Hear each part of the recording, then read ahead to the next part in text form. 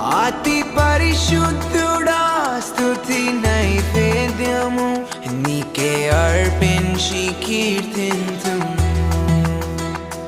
అతి పరిశుద్ధుడా స్తుతి నైవేద్యము నీకే అర్పించి కీర్తింతును. నీవు నా పక్షమై నన్ను దీవించగా, నీవు నా తోడువై నన్ను నడిపించగా, నీవు నా పక్షమై నన్ను